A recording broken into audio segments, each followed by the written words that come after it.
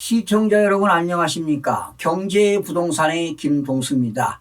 이 시간에는요, 새 정부의 부동산 정책 1호인 다주택자 양도소득세 중과 1년 유예와 일시적인 1세대 2주택 비과세 요건 완화에 대해서 자세하게 알아보는 시간을 갖도록 하겠습니다. 9일 기획재정부가 다주택자의 양도소득세 중과세를 1년간 한시적으로 배제하는 내용 등을 담아 소득세법 시행령을 개정한다고 밝혔습니다. 다주택자가 서울 등 규제 지역에서 주택을 양도하게 되면 양도소득세 중과 규제가 5월 10일부터 내년 5월 9일까지 1년간 중과세가 제외됩니다. 또한 1세대 1주택자의 양도소득세 비과세 보유기간과 거주기간 재기산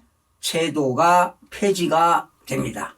개정된 시행령에 의하면 10일 이후 주택을 처분할 때 잔금을 청산하거나 등기를 이전하는 경우에 다주택자는 2년 이상 보유한 주택을 양도할 때 양도소득세 기본세율을 적용받게 됩니다. 즉 2년 미만 보유자는 양도소득세 중과 배제 혜택을 받을 수 없음을 여러분 유의하시기 바랍니다. 현재 우리나라에서는 양도소득세 기본세율은 6%에서 최고 45%로 8단계 초과 누진세율을 적용하고 있는데요. 이때 2주택자는 기본세율의 20%포인트, 3주택자 이상자는 기본세율의 30%포인트를 가산하게 됩니다. 다주택자가 규제지역에서 집을 양도할 때 양도차익의 최고세율인 75%를 양도소득세를 내는 셈이지요. 그런데 여기에다가 지방소득세 7.5%까지 합치면 세율은 무려 82.5%까지 높아집니다.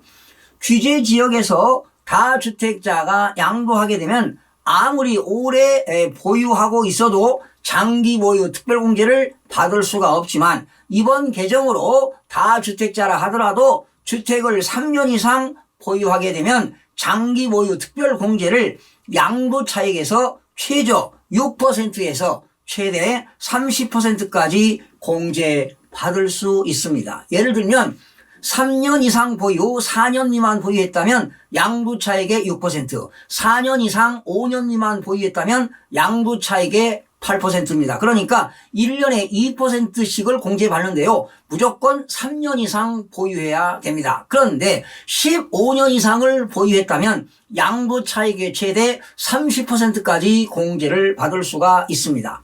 또한 보유세의 과세 기준일인 6월 1일 전까지 잔금을 지급하게 되면 종합부동산세와 재산세 부담도 대폭 줄어듭니다. 1세대 1주택자의 보유기간 재기산 문제도 개정이 됐는데요. 현행 제도는요, 2주택 이상 다주택자가 주택 한 채만 남기고 나머지 주택을 모두 처분한 경우 처분 후에 1주택을 보유하게 된 날로부터 보유기간을 새로 기산하고 있습니다. 그러니까 종전에는 여러 주택을 가지고 있는 사람이 주택을 처분하고 한 채가 남았을 때 그 한 채 과거에 보유했던 기간은 인정하지 않는다는 것입니다. 그 한 채 보유기간과 거주기간을 충족해야만이 비과세가 됐는데요. 이번 개정 시행령에서는 주택수와 관계없이 주택을 실제 보유하고 거주한 기간을 기준으로 계산해서 1세대 1주택 비과세를 적용하게 됩니다. 또한 이사 등으로 인한 일시적 1세대 2주택에 대한 비과세 요건도 완화가 됩니다. 현 시행령에서는 종전 신규주택 모두 조정 대상 지역인 경우 신규주택 취득일로부터 1년 이상 종전주택을 양도하고 세대원 전원이 신주택으로 전입을 마쳐야만이 비과세 요건을 충족했습니다. 개정안에서는 종전주택이지요. 구주택 양도 기한을 1년에서 2년으로 완화하고요. 그리고 세대 전원이 신규 주택으로 전입하는 요건을 삭제했습니다. 그러니까 신규 주택으로 전입하는 경우는 일부 세대원이 전입하는 경우도 혜택을 주어진다는 것이죠. 이번 양도소득세 개정은 국정 과제도 포함된 윤석열 대통령 당선인의 핵심 공약 중 하나가 되겠는데요. 지난 3월 말 대통령직 인수위원회 국회 동의가 필요한 소득세법 손질에 앞서 소득세법 시행령 개정을 통한 양도소득세를 한시적으로 완화하겠다는 방침을 발표하고 정부 출범 직후 시행을 예고한 바 있습니다. 기획재정부 관계자는 이번 개정안에 대해 과도한 세 부담과 규제를 완화하고 매물 출회를 유도해 부동산 시장을 안정화하는 한편 거주 이전 관련 국민 불편이 해소될 것이라고 기대한다고 밝혔습니다. 이번 소득세법 시행령 개정으로 서울을 비롯한 수도권 일대 아파트 시장에 지금 매물이 늘고 있습니다. 양도소득세 폭탄을 피하려는 다주택자들이 매물을 내놓고 있는 것으로 풀이가 되는데요. 부동산 빅데이터 업체 아실에 따르면 지난 3월 말 대통령직 인수위원회가 다주택자 양도소득세 중과세율을 1년간 한시적으로 배제하는 조치를 추진한다고 밝힌 이후 현재까지 전국 아파트 매물은 36만 441건에서 38만 3,508건으로 2만 3천여 건입니다. 무려 6.4%가 증가했습니다. 서울에서는 지난 3월 31일 5만 1,537건의 아파트 매물이 시장에 나와 있었으나 현재는 5만 6,462건으로 4,925건입니다. 9.6%가 늘었습니다. 경기도는 9만 9,911건에서 10만 9,728건으로 9.8%가 증가했습니다. 인천은 2만 2,062건에서 2만 4,573건으로 11.4%가 늘어 전국 평균의 2배 가까운 증가율을 나타냈습니다. 그러다 보니까 인천의 연수구 송도 지역에서는 지금 주택가격이 계속 하락하고 있습니다.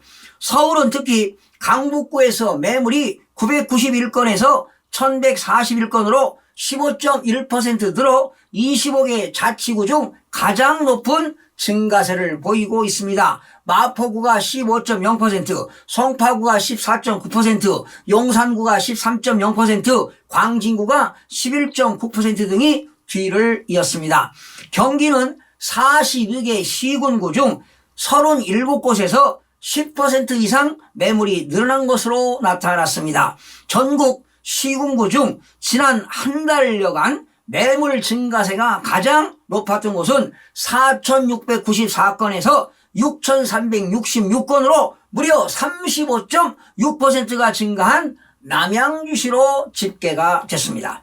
이렇게 남양주시 등 경기 지역이 모두 양도소득세 중과세율이 적용되는 조정 대상 지역인 점을 고려하면 다주택자들이 서울과 경기 외곽에 있는 주택들로부터 내놓고 있는 것으로 보입니다. 매물이 늘어나면서 올해 초 극심했던 거래 절벽 현상도 조금씩 완화되는 모습인데요. 서울시 부동산 정보 광장 통계에 의하면 4월 아파트 매매 거래량은 8일 기준 985건으로 지난 2월보다 소폭 늘어났습니다. 하지만 현장에서 체감하는 시장 분위기는 여전히 침체되고 있는 것으로 나타났습니다.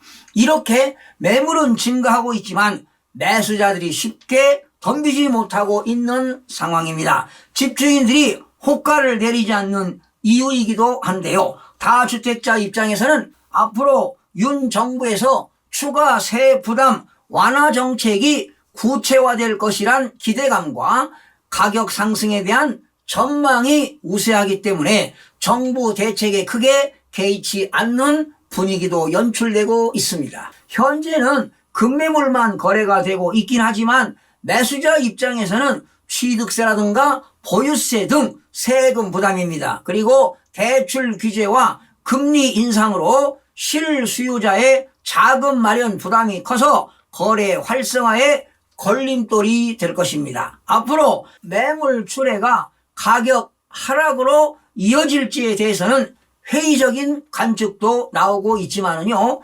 기정사실화되고 있는 금리 인상과 세계 경제가 불확실성 등으로 정부의 규제 완화 기조에도 불구하고 집값은 더욱 하락할 것으로 전망을 해봅니다. 시청해주신 여러분 고맙습니다. 다양한 정보로 다음 시간에 찾아뵙겠습니다. 마음이 드셨다면 구독, 좋아요 꼭 부탁드리겠습니다. 고맙습니다.